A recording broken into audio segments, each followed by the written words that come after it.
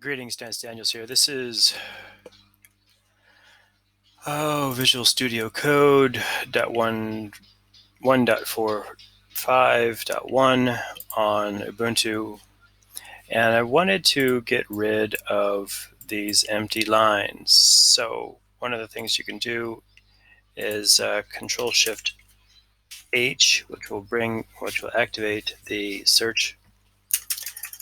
Show you that again. Control Shift H, there it is, activates the find and replace, and I'm going to do a regular expression search, and N is the new line symbol for Linux, and maybe for Windows too, I don't remember.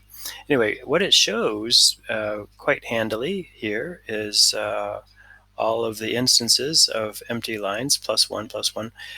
I know there's a more elegant way of deleting these, but I find that this is quite a nice little kind of visual way of eliminating extra lines.